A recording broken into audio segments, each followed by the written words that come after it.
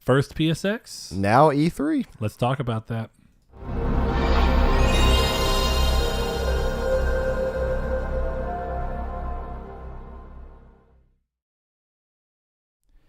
Hello and welcome to Triangle Squared, a PlayStation podcast. I'm your host, Brett, back and alongside me, your host for 85 of our 86, because I will never let him live it down, Mr. Sawbridge is bringing you guys apparently unlucky 86.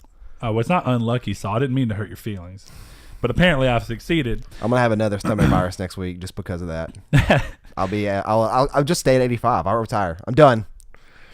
All right, guys, this is going to be the last official episode. No. Anyway, if this is your first time joining us, excuse me, this is Triangle Squared, a PlayStation podcast. Like we said, you can find us in video format every Monday at 10 a.m. PST and 12 p.m. CST on YouTube. If you like what we're doing over there, subscribe, hit the bell button, keeps you up to date with when our videos hit every Monday, like we said, minimum. And then, of course, we have bonus episodes we do occasionally, like still debating on whether we're going to have time to be relevant with our Red Dead spoiler cast, but we're gonna figure that one out slowly. But if you want to listen to us in audio format as well, you can find us on SoundCloud, Spotify these days, Google Play Music, iTunes. If you listen to us on iTunes and you like what we're doing, consider giving us a review. Helps get our numbers up there, helps people find us, and helps people know what we do and that you like and what we do that you don't like. And of course, it helps us as well know how to shape the show for the future. You can find us on Facebook at the Triangle Squared PlayStation Podcast group, where you can talk to us there, at least me, because Saul doesn't have a Facebook. Proud of you, though, because almost everybody does, so you're in the minority. Good. Yeah, it's a trash website. Look, you are the 1%, Saul. You're part of the problem. Anyway, you can also find us on Discord, which we have in the link below for here, and you can find us on Twitter at TriangleSQRD, which is where we go and post things like the custom cases we make. I'm trying to bleed that over into Facebook as much as possible. It's just newer, so I'm not quite used to that. And of course, we ask for reader mail questions across both of those platforms as well. So with that being said, one thing that I want to mention, because if people who are newer to us don't know, we typically do the show in a sense where we tease the main topic in the beginning before the intro, and then we go on about the whole show, and then we end the show with the main topic. We have been looking into that and whether we would want to change that. So I'm going to take this opportunity to say, if you've listened to the show for a long time and you would like to see that change, let us know. If you like the way it is, also let us know. We're just kind of taking ideas into account so that we know with some other stuff that we have planned, there are going to be some big changes, whether we want to do all of that at once and potentially change the way that the show rolls. But with that being said, Saul, it's been a good week for the most part, busy, but what have you been up to? I know that we played Destiny a couple times together, so I know we can both knock out that we played Destiny. But is it the same as last week, just Destiny and Red Dead again? Yeah, pretty much. I haven't played Red Dead at all this week.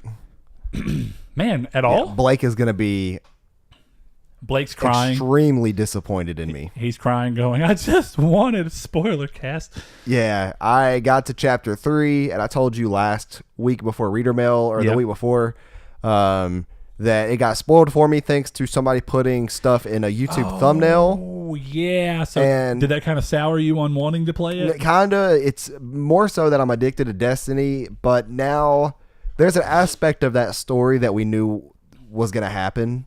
And now, because it has to, right? Right. To lead into one. Right. So now there are details about exactly what happened, and then there's other stuff about it that I was not expecting, and it really ruined it on me in a weird way, but like I'm going to go back and play it soon. It's just when that happens, it's almost like Persona 5 whenever I forgot to save and I got like all the way through the first dungeon and then died at the end. I had to redo everything. I'm just like, I'll do this in like a month instead. Like, I don't want to like go do this again right now.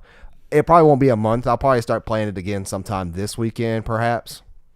But it really just depends. A little small break. Yeah. Well, you know, it's funny that you say, like, you know, as far as story goes, we know something was going to happen, because I mentioned it the other day when I was doing the Uncharted case giveaway, and someone was talking about Elena and wanting her to be in a game and maybe even see a prequel for her. But one thing I was talking about with prequels that always end up kind of being a shame is that you ultimately know the fate of every character if they're already in the franchise prior to this prequel, because of the fact that, I know I'll see him later. So it makes the sense of danger and legitimate wonder go away. When you do prequels for a character and you see a character, you're like, oh, it's nice that they're here. But like in Red Dead, I don't know that they do this, and they probably don't, because it would be so like pointless, because everyone would know if they played the first game, or if they even know the first game existed and that he was the character. But you know, you can't have a spot in Red Dead 2, since it is a prequel, in which John has some kind of trouble that you really would care about, because in the end you would just know he lives. Right. So you can't really play off that peril, just like you really couldn't do that too. Like, one of the things that's been great about Uncharted is you kind of know in the back of your head, like, well, they have no reason to kill him, but as long as the stories are still moving forward, they could kill him at any time and just to surprise us. But when it happens as a prequel, it's like there's no way that I can actually die, because the rest of the games would no longer happen. So it's just kind of a... It doesn't make prequels worse necessarily, but I think it does make prequels stand out less when people play them, and because of the fact that the weight of the story is somehow hampered by the existence of the following stories. Yeah, and I think that that's a problem, and there's a few prequels that I've watched that actually do it right, or played in a video game even. And just because the nature of a prequel has that element of predictability in it, that you know what's going to happen, you know elements of these characters going to make it obviously. That's why I'm telling you to watch Better Call Saul, because there are characters in it that you are familiar with that you wouldn't expect to be in it, and they are different. And you see them one way in Breaking Bad, and then you see how they are in this, and it obviously is going to tell you the story of what happened to them, or shine a light on why they were like this in Breaking Bad. So and I love Breaking Bad. That's in my top 3. Breaking Bad, Scrubs, The Office. Like, that's where you go. That's where I go for TV shows. It's funny that you mentioned TV shows, because what I was going to actually say, and correct me if I'm wrong, is that film has kind of found a way to subvert this by, to an extent. And games could, and games may have, and I'm just not thinking clearly on an example. But am I remembering right that in Prometheus, no one was aware of the fact that it was an Alien prequel until the end of the movie? And they were like, oh, wait. I don't think so. I think that Prometheus was always known to be in the Alien universe. And even now, with what the ending was of Prometheus plus... I didn't watch Prometheus. So that's why I don't know for sure. I just remember hearing things about it. What's the other movie called? Covenant, right? Alien Covenant? Yeah. Is it Alien Covenant or just Covenant? No, it's Alien Covenant. Okay. The newest one they did. Yeah, so like they're both not great movies in my opinion, especially in the Alien franchise. They're pretty bad movies. But as they pertain to what we're talking about, are they prequels, or what happens with them? I mean, somewhat. They try to make loose ends going to... I think Covenant was supposed to be a prequel in terms of how it got onto the ship that Ridley was on, right? I'm going to be honest, I don't remember Covenant, and I've watched it almost twice now. That's sad. Yeah. All right, well, we're not a movie podcast, but if you want to get more of that point out, then you can roll through it. But yeah, I just think it's funny. Or if you want just a general off-topic podcast where you sit around and talk about movies, TV shows, and all that good stuff, and video games, let us know. That is something that... We'll live stream that. Tell us you want it. We'll live stream it. Probably in when the changes happen. But yeah, who knows? All right, well, cool. That's what I've been playing too, essentially. Except for I have been playing Red Dead, and actually far more this week than I had prior. So I'm in chapter 4 now. I've moved through 2 chapters as long as it took me to move through 2 alone. In terms of week spans, not like actual hours played. I just, I don't, not a hit to 2, but it's a slog in the sense that it's meant to be slow, which is not necessarily a problem, but it's also so tutorial heavy. And again, that comes from a game being full of crap. And I don't mean crap in a derogatory sense, but more of it's just got so much to do that they kind of have to show you at some point in time where things are. Even though I would actually argue that fishing never needed to be shown, because they never had to put fishing in the story. Now they do, and they utilize it to try and give you somber moments with characters. So I can appreciate that. Well, and I know you never played 1. You played a little bit of 1. Did 6 hours of 1, I guess. Did you get the relevance of that very first fishing submission with Jack? Yeah. No. Okay. I'm not going to say much on air. I'll tell you after. Yeah, I don't remember just in much case somebody goes back. So I thought that was really interesting what happened specifically there. But okay. I guess, should I hop into the drop? Yeah.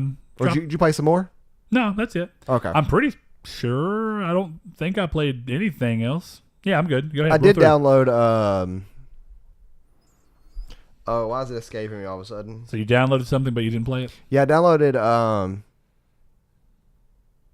I can't think of the surname. It's a Disgaea game on PS Vita. On Vita? Yeah. Absence of Justice? Yeah, that's exactly what it is. I think it's renamed, but it's Disgaea 3. Yeah. That game is so good. It is. And cool. I plan on going back and playing that a little bit throughout this week, because I figure between that and getting Pokemon today or tomorrow, I need a good couch game to help correlate with Better Call Saul. So okay, I it's got going you. to work And that's out. something that you can be a little less, because it's turn-based, you can be a little less hands-on with. Yeah, both of them can kind of have that. Or that focus-wise, you can split focus a little easier on something that gives you... So when something's going down, I can look away and not have to worry about like what's going on. Yeah. So it works out well. Okay, cool. But for those that don't know, the drop is this week's PlayStation's releases across all platforms. First up on the list, we have Actung, Cthulhu Tactics for PS4, Battlefield 5 for PS4, Beat Saber for PSVR, Bendy and the Ink Machine for PS4. I love that art style for Bendy and the Ink Machine. It's Very been a PC game reminiscent. for a while, so I've seen a lot of the stuff of it, but I like it. It's just It's a reminiscent between Disney and Cuphead to me. yeah, I can see that. Boxing Apocalypse for PSVR, Crow the Legend for PS4, Farming Simulator 2019 for PS4, Flashback for PS4, Gundaminiums for PS4, Gundamonium. yeah. Yeah. Marvel's Spider-Man Turf Wars for PS4. Hold up. Did they do that last time? Did they put the DLC on the drop? Because they normally don't, I thought. Is this a standalone? I mean, would imagine not. you can't buy them standalone. They're still part of the game. That'd be weird. weird. If they're starting to work in DLC, then that's going to make this way more interesting. What's even more weird is it's not listed as DLC anywhere. Even in the description, it doesn't notice that it doesn't mention it's DLC. Weird. Mecha Wars Desert Ashes for PS4 and PS Vita. This is a cross-buy title. Mm-hmm. Slay Away Camp Butcher's Cut for PS Vita. Feel like this has been on here before, so maybe for PS4. Maybe. Squishies for PSVR. Storm Boy for PS4. Titanic. That's not the name. Titanic VR, which is actually very interesting. You get to go. I hope it's about the movie, and you get to be Jack, or you get to be the girl. I'm flying, Jack. You know, There's hands in the air. a really good, like on Windows 98 or 2000 or XP, some computer version of Titanic that was a point and click notary style game that was really good. Oh, like you rolled through like a text adventure, basically. It wasn't a text Or adventure, not a text but adventure, it but- was literally like a scene with objects that you click and stuff to figure out. I can't remember what So the an story was adventure about. game, a traditional adventure game, essentially. Yeah, but it was notary games, like where there was an image and you clicked on the image and that was it, and then a text came up. Yeah. Okay, I get what you mean. I don't really classify that because you don't move a character. Okay. I still think it falls closer to that than anything, but I guess I'll give you Visual novel is what I'm going to stick anyway. with. Just they make it so real that when you hit the iceberg in Titanic, you die with it, and that's just And last up on the list, we have, unfortunately, YouTuber's Life for PS4. I saw that. What is that? Probably a YouTube simulation game. Simulating YouTube. Well, I hate to tell you guys, but simulating YouTube is just crushing defeat of looking at numbers far too often. So there you go. Realism. That's why we don't do that anymore. We kind of just go, oh, hey, cool, we got a new subscriber. Yeah, hey, thank you. We'll take it. So, Brett, why don't you lead us into the news? Man, too bad I don't have like a cool thing I can say to into the news. I can't hop into the drop or drop into the hop or I don't know if I said that. Did you tell me to hop into the drop? I don't know what I said anymore because Saul, it's just been so long and it's a running joke that I feel like they're both ingrained in my head to say to you. So it's okay. First things first, and I'm going to save that towards the end. Yeah, so I was going to say, don't get silly with that one. So first things first is Cliff Bleszinski, the creator of Gears of War and more recently Lawbreakers and Radical Heights, which was that very short-lived battle royale game that they did, recently claimed via Twitter that he was done making video games, and this tweet came in response to someone asking for a refund for Lawbreakers since the company folded. Here's what's interesting about this. That's a good reason. In jest, sure, you can say that as a joke, but realistically speaking, Lawbreakers is out for a long time. People paid for it. There's no reason to get a refund on a game just because a company folded. It happens all the time. That's like essentially asking for a movie company that you paid for a movie, the company who made the movie went under. It's a little different because you can't continue to play Lawbreakers. That is the biggest thing. Yeah, so you're locked out of the game at that point. But that happens on all online only games. There's a date eventually where you can't trade those in at GameStop either. Yeah. Well, I don't know about Lawbreakers because it only came physically via the Kickstarter. You specified online only. If something was like that happened, you couldn't take the physical disc to GameStop. They would stop taking those games. Yeah, I get what you mean. So your value is essentially gone. I get what you mean by that. Yeah, it's the same situation if it's physical or digital at that point. Yeah, now this is a weird situation where, of course, this is a game that didn't live as long as they would have hoped. But I think it's just one of those things where there are people that have bought other games that ended up having the servers cut off. When they eventually made Drawn to Death a paid game, even though they gave it for free for Plus, there are some people that just bought the game outright with money, and then that server's already down a year later. It's essentially, you take a risk on any time you buy a game that's online only, and I think that risk is that you're not going to get a return of investment that's going to last as long as you had hoped, and that's just what you do. So I think it was a little unfounded, and it was interesting to kind of see how that went down. And he was talking about the fact that he didn't take a salary for himself for like 2 years. Did you see his ex-employee call him out on that? Yeah, he said months have gotten shorter in my retirement. And then he said, well, months was a hyperbole. And I'm like, I don't think that was a hyperbole. You got called out, then you're like, oh, okay. Well, to be fair, I know a lot of people who use the word, like who use months when they're just talking because they're trying to just be. His severance pay was 3 weeks. Sure. So even 1 month is, I get what at that you point mean. is a bad You're not hyperbole. even a month. Yeah, it's a bad hyperbole. And I wonder if it broke down differently between different employees based off of time there or something. Because even then, that's kind of fair. Tenure matters a little bit to an extent. So if he was only there long enough to work on Radical Heights itself, but didn't do anything on Lawbreakers, I don't know. This is obviously just saying. If he wasn't there as long as others, if he kind of did a tiered severance package based off of how long you'd been with the company, that would have been reasonable. But these are things we don't know. I think it's interesting because I feel like, and correct me if I'm wrong, if you know for sure I'm wrong, hasn't Cliff gone on to say that he wasn't going to make games anymore before? Wasn't that essentially what happened after Gears 3? I'm pretty sure that happened after Gears 3, and I'm pretty sure it happened after Lawbreakers to begin with. And then Radical Heights came out of nowhere. I don't know. I feel like I remember seeing, that was a short retirement jokes when Radical Heights was becoming a thing, being advertised. I don't know. Well, to be fair, he did say that they were working on, whenever he came out with that Boss Key Productions letter, he said they were working on something else behind the scenes, but not Lawbreakers. So that was Radical Heights, and it came very quickly. But even then, I think this is interesting because, look, he's a guy who got an ego that got too big, and there's been jokes going around for years about his ego. And that really happened after Gears 1 was just a literal smashing success. And when you think about that, it's like, dude, Gears is a cool universe, and it was a good game for a lot of people on 360, and it carried the 360. It was a big game. It really seriously was. He had hands in Unreal Tournament and stuff like that. The guy has a long history of making the same genre of game essentially, which Gears of War was a little different, but he does make a lot of games that are founded by their success is founded in the fact that they're shooters and they're third-person area shooters, are really Unreal is first-person. So I guess you can give him still arena shooters are kind of his area of expertise, and then he moved into Gears. But I think the guy is obviously he has talent. I think that sometimes because of how big he got, he was losing the forest for the trees. And that's possible. I do think you just did, boy. I did that on purpose too, because I was specifically not watching that trailer and I did not know anything about it. Well, guess what? I got spoiled in my own news segment. So there is a bit of Kingdom Hearts news I just deleted out that we will not be reporting on. For those that are trying to keep the world secret like I am, and then I saw the picture in Discord the other day, and I'm like, what does that say? And I was like, oh, that's the list of all the worlds. Back. Get out of this Discord. Okay.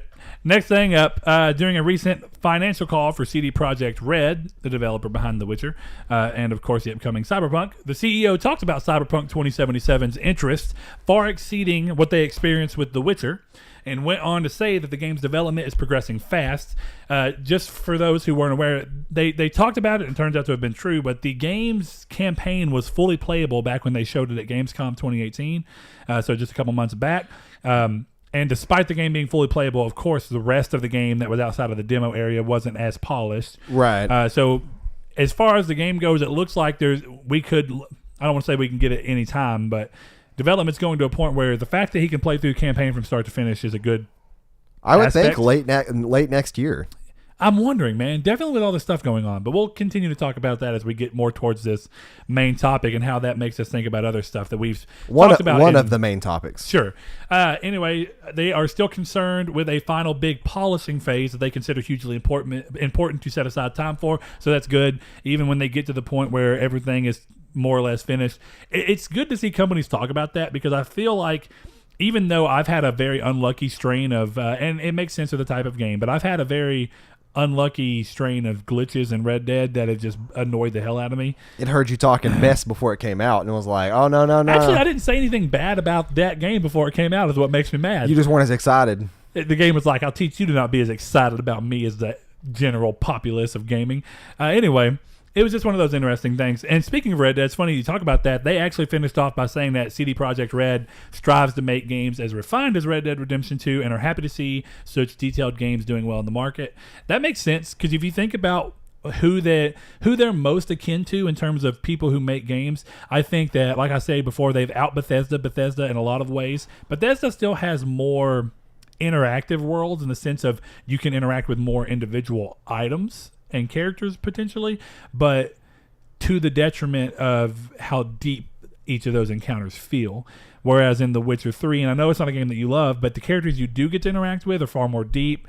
And I do remember that from the times I played it, and I do like there's an attention to detail in that game that is almost only comparable at this point in this current generation to Red Dead, right? Exactly. That's what I was going to say. Rockstar games in general. Yeah. Because even if you want to count in Grand Theft Auto 5, Grand Theft Auto 5 was pretty ambitious for PS3. So, of course, playing it on PS4, it still felt like, when they ported it, a decidedly next-gen game. Yet Grand Theft Auto 5 still has that effect on me that it did at launch, in which if I'm ever playing it and I'm walking around the city, there are random NPCs that walk by and have full-fledged conversations with randoms and each other and you. It's like, man, somebody coded this in, recorded these voice lines, set these character models up, and then made random intervals in the game in which this happens. And it's in a game that is, it's not the best looking game in the world, but it's one of the biggest open world games. And to be, that big, to look that good, and to have that kind of, like, I just want to say, like, immersion.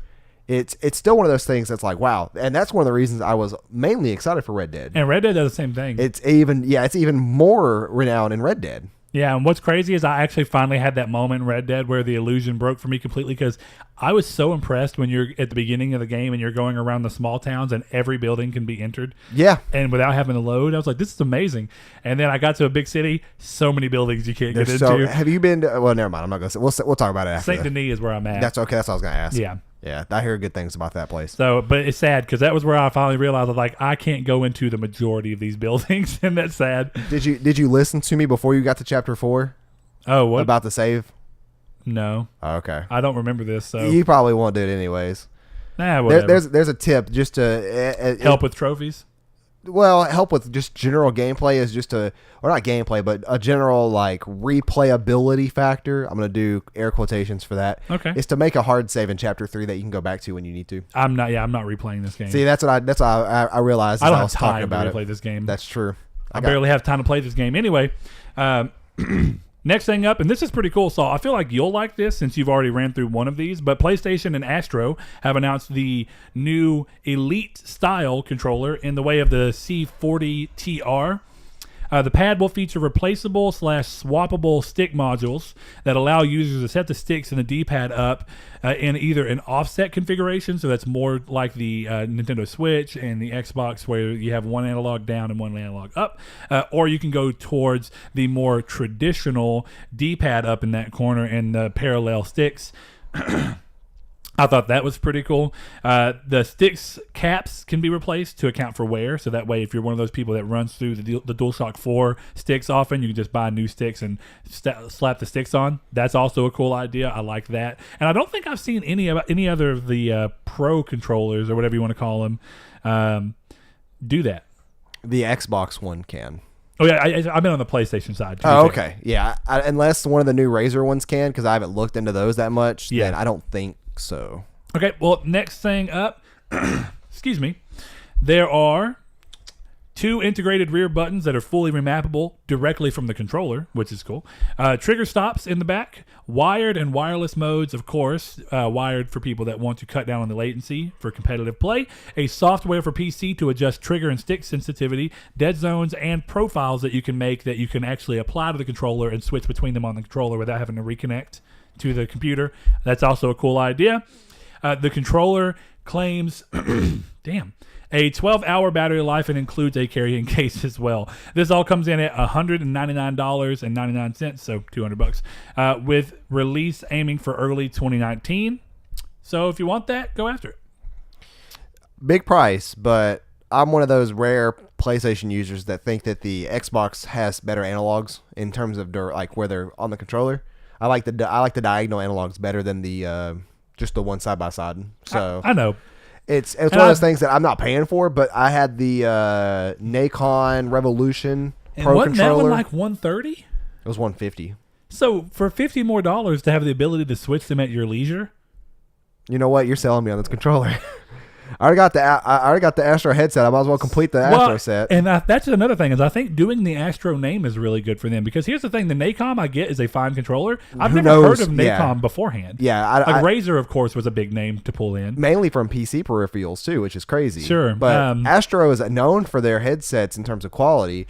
You'll see more people talk bad about Turtle Beach or even Gen 1 PlayStation Golds before you hear anybody talk bad about Astro. I don't think I've heard a lot of negative stuff about Astro. Yeah, I mean, they're pretty synonymous from what I've understood in terms of talking with people and what I've seen with quality. I'll say on there, they're more higher end headsets. I'm not the budgeter friendly ones. I'm not too sure. And price reflects that. To be fair, too. That is true. In this situation, $199, don't get me wrong, it's a lot for a controller. It just is. But when you think about the fact that the DualShock 4 is essentially $70 anyway, what if you really, really want this and you are the person that this is aimed at in terms of a competitive, or let's say that you share the console with somebody and this is somebody who used to be PlayStation or used to be Xbox oriented and you're PlayStation, you have the ability to easily configure the sticks as needed for both of you.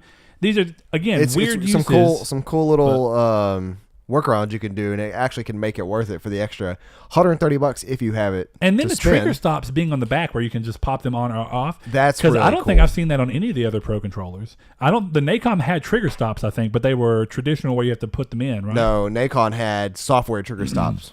Oh, so you could make a dead zone stop. So you could it still would pull the trigger all the way back, but you had to get to a point where you're used to the pressure. Yeah, that's a weird, little weird. Still great controller in the end, sure. Or by the end. This one is going to be interesting because I think we both probably have a lot to say if we've already said a little bit of it. But PUBG's console exclusivity on Xbox is finally coming to an end with the game making its way to the PS4 on December 7th. It comes in at $30 for the base game, which is just crazy when you think about the fact that it's going against competition to Call of Duty. It's free on Xbox right now, isn't it? It's part of Games Pass. Yeah. That's what they did. They absorbed it into Games Pass. With that said, the $60 Survivors Digital Edition includes the game alongside the Survival Pass Vikendi, I don't know what that is, 2,300 G-Coin pack, and 20,000 BP, whatever that is as well. The most expensive edition hits in for $89.99, matching the Survivors Edition in every way outside of increasing the G-Coin pack from 2,300 to 6,000. Pre-orders for the game will net you a Nathan Drake desert outfit, which is the one he featured in Uncharted 3 when you're going through the end game, which is actually a really cool feature. I like when games at least do this because it's like, oh, well, there's a special reason at the same time. To be fair, PlayStation kind of makes them do this, where if the game comes later, they have to have some kind of item. Xbox does something very similar. Yeah, and that's actually one of the characters out of all the PlayStation franchises to match PUBG the most. In a stylistic sense. Yeah. You can also get Ellie's backpack, which also makes sense considering backpacks are already in the game. From The Last of Us, a PUBG avatar, and lastly, a theme of the Miramar map. I just think that, man, they took too long. They probably made a bit of a mistake trying to partner with Xbox, but instead of PlayStation, in terms of by the time they did this, Fortnite was already in full roll and full steam, even when they partnered and came to Xbox. Now, here's the thing. They may have had a lot better of a chance of success if when they came to Xbox, they ran right. Instead, when they launched on Xbox, it felt rushed. It ran worse on the X than it did on the base model, and it still ran poorly on the base model. And it's also just hard to do this thing where you're trying to justify a game being $30 when you have a free-to-play game that exceeds the quality, exceeds the amount in the what would you call it? The quickness of putting updates out, because the quality updates are far bigger. The addition of maps and skins and items happen way quicker, and when there are problems, they patch them way quicker. These are things that PUBG has struggled with since day one, and it's funny because it's really sad for them more than it is funny. They brought in this wave of the battleground games, and yet they are essentially, of the biggest names of it, they are at the very bottom now. Well, and it's crazy too because for $30 more, if you're looking for a battle royale game, get Call of Duty. Yeah, that's what I mean. That's so crazy to come in. I honestly think that they probably should have moved, definitely since, which I'm sure this was a move on Xbox's side to make the game still more attractive for Xbox players.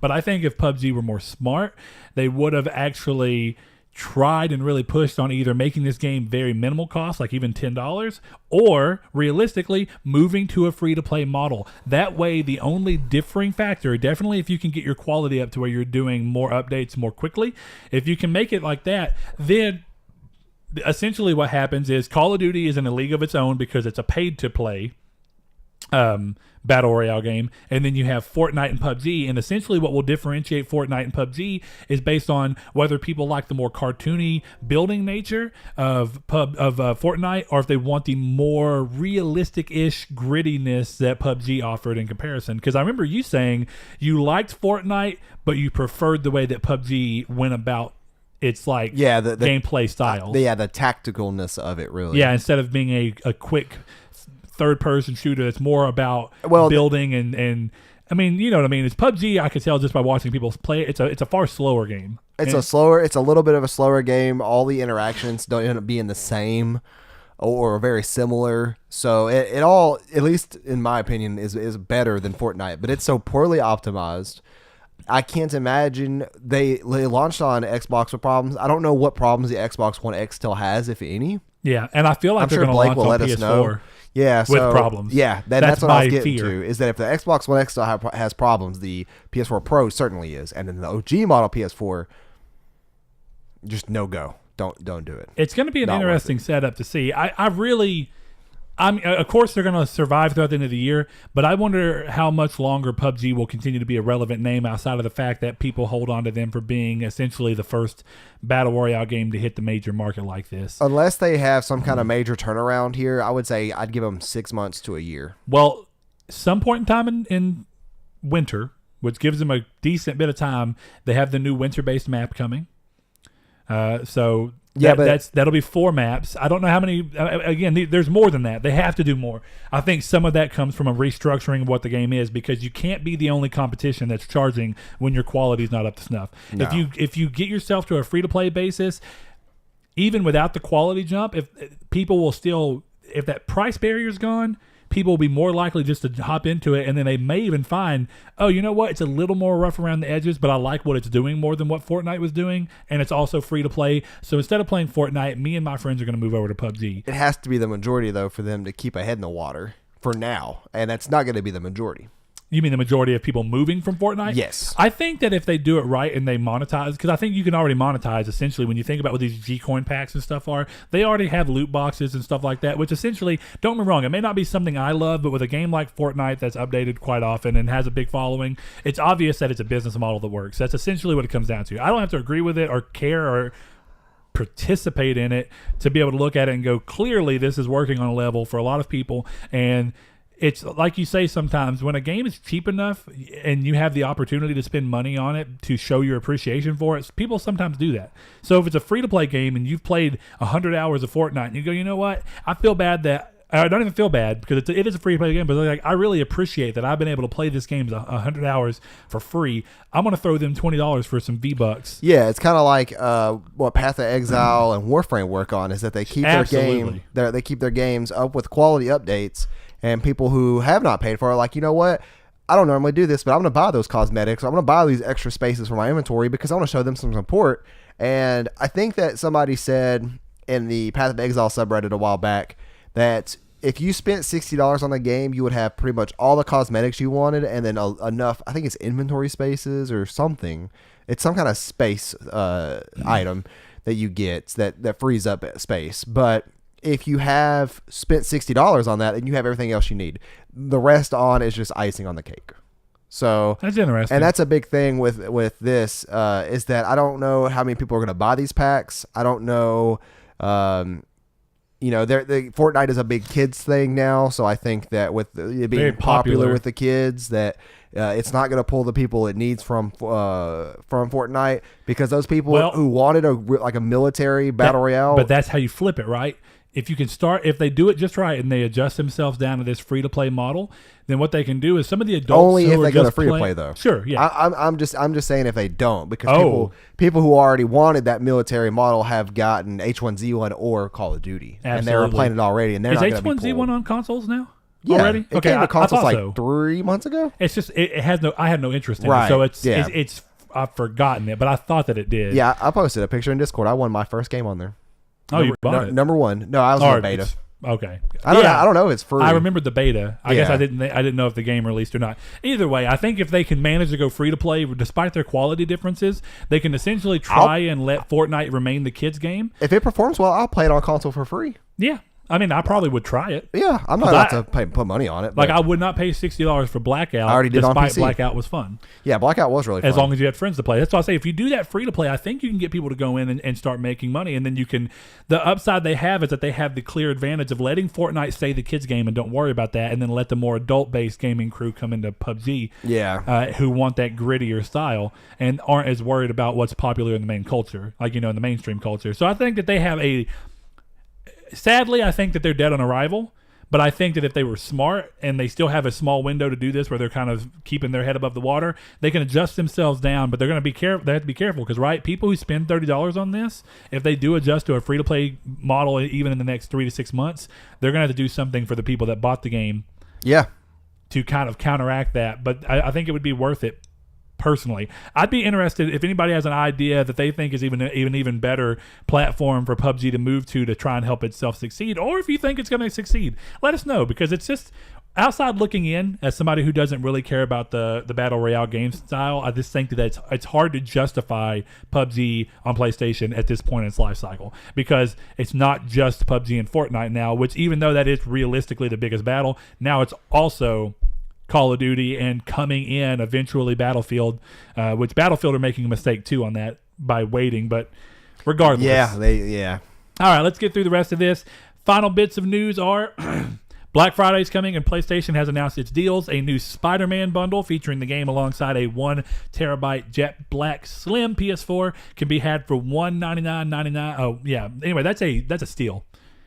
$200 for PS4 slim 1 terabyte drive with Spider-Man. Yeah, that's a really good deal. I really think that this is going to, because you got to think about this.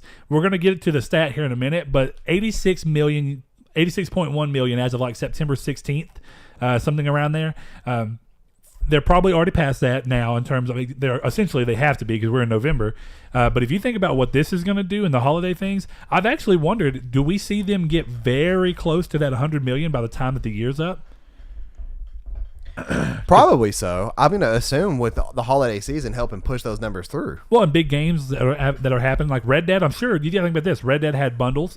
How much did Red Dead do? Yeah. And how I know, this is again just different business, and of course some of it is double dipping. But I know people who had PlayStation 4 base models and bought the Slim Red Dead or the Pro Red Dead or whichever one it was.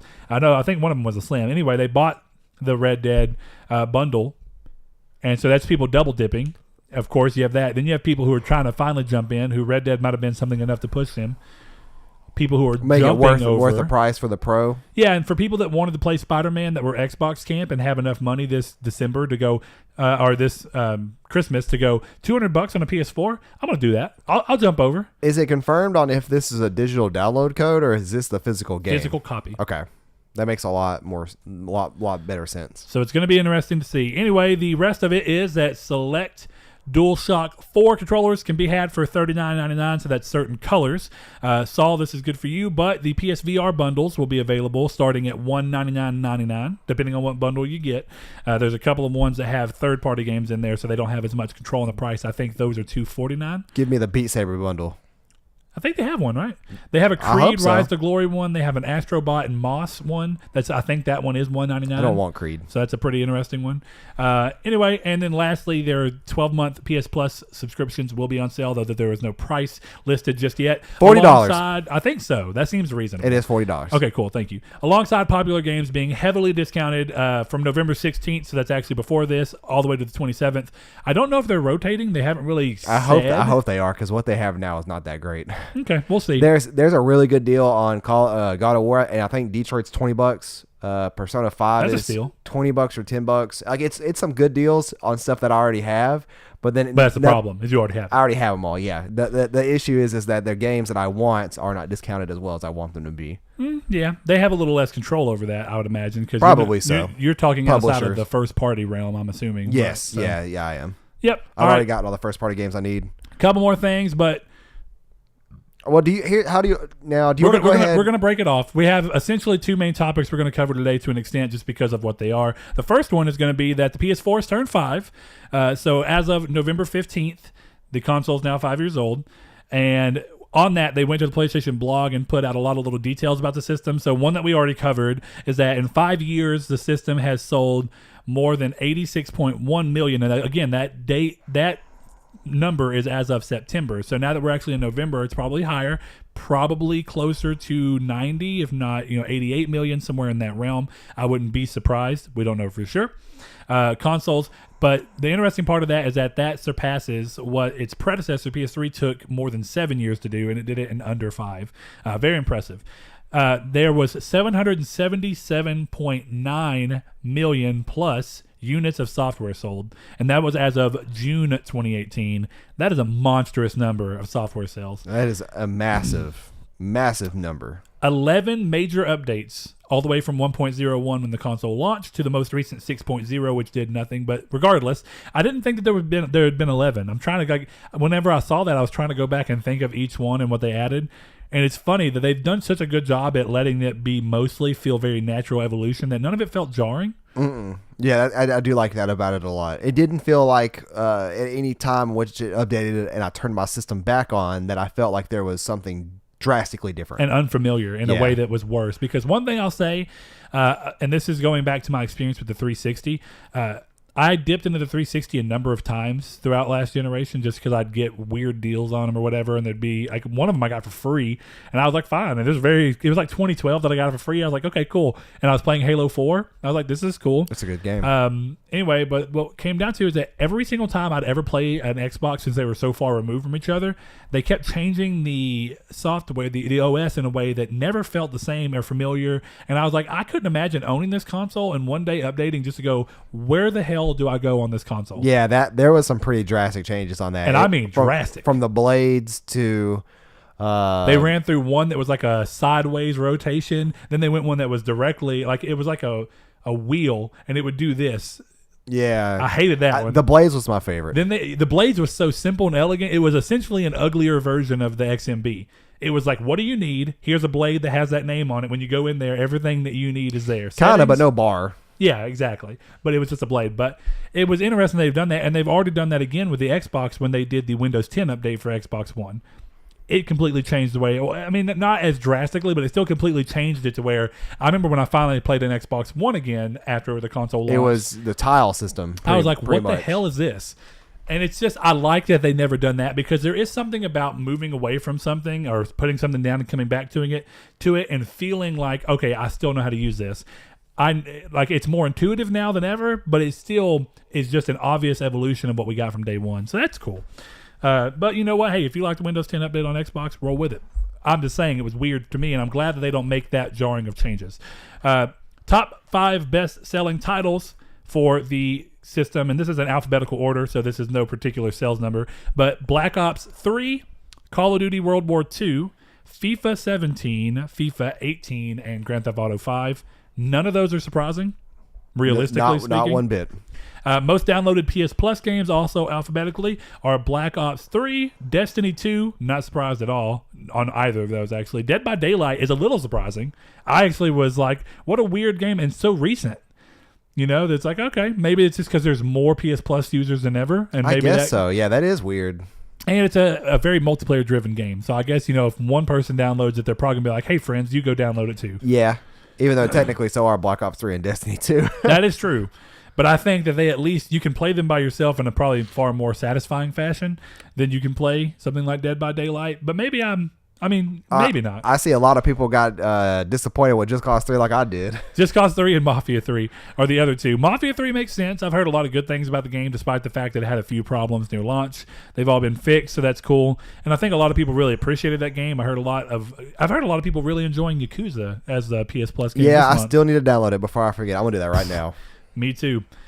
Anyway, next up, this one made me laugh. They had a slide that said rarest PS4 model and put it as the 500 million limited edition console at 50,000 units is how many they have. But that's obviously wrong because the 20th anniversary edition of the PlayStation 4 that they did back in 2014 was actually limited to 12,300, and that was to match the date of the original PlayStation release date in Japan, which was 12/3.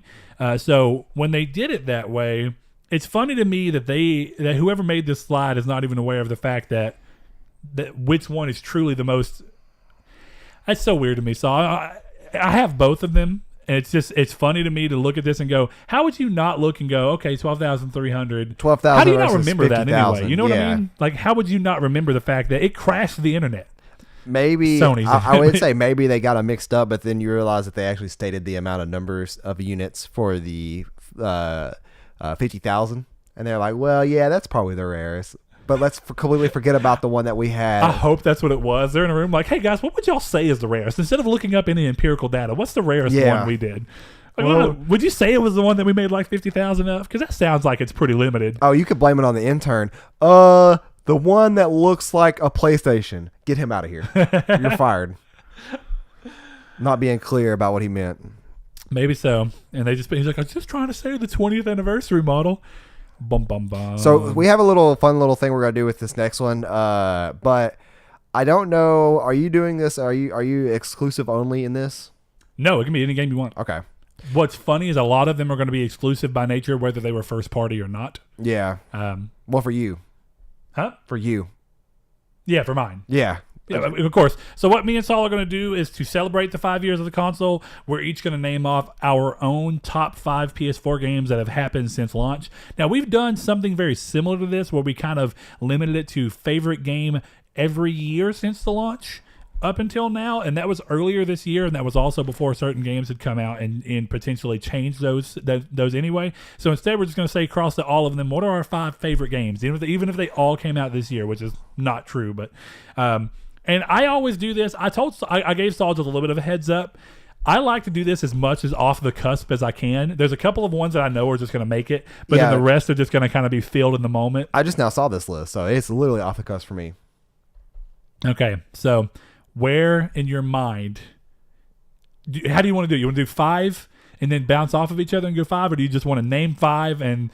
Do you want to actually give them numerical values, or do you just want to say 5? I'm not going to give numerical values. I'm just going to say it in no particular order. Okay, you want to roll and just go through your 5 and I'll go through mine? Sure. Black Ops 3, Call of Duty World War II. Bold. FIFA 17. Bold. All the best-selling ones. So, Bloodborne, for sure. We all saw that coming. Yep. Dark Souls 3, once again, I'm pretty sure y'all all saw that coming. Because of Saw Plays. If you haven't watched Saw Plays, go watch that right now. Just exit out of this and go watch that. Corey will tell you that Saul's got a buttery smooth voice on there, way different than what he has here, because it is because I'm actually relaxed in a way. Yeah, Saul just drinks a bunch of codeine and then leans back. That is not what happens. I'm pretty sure I would be dead if that happened. No, but it's much more different because I can lean back and relax. But I have a mic arm. Lean codeine. No, there we go. Do the lean back. Illuminati confirmed. So Bloodborne, Dark Souls 3, those 2 are no surprises. That is like the Soulborne series is like probably one of my favorite, if not my favorite gaming series ever. That's undetested. It depends on if it's a Saturday or a Tuesday that I'm thinking that. But in terms of which one, be it Bloodborne or Dark Souls? Depends on how I'm feeling that particular day. But so those 2, I'm gonna say Destiny 1 and 2. I'm going to go ahead and just throw both, so just, throw them out the window. Since we did play Destiny 1 on Xbox One, but we ended up playing a majority, if not all of it, really. So hold on, you're saying that you're going to include both games in your list? Yes. As one title? Because I would say that that's probably okay, but if you're if that's okay, I'll do that. Yeah, I think because it's cheating. My honest opinion is that it should have been one title. Destiny 2 should not have been a separate disc anyway. I wish that just because I want to go back to the Cosmodrome more. After that mission. So yeah, just the experiences I had with the game, the lore is really cool. It's a love-hate relationship, at least with Destiny 2. Destiny 1 ended much on a more loving note, but it started on a kind of a love-hate.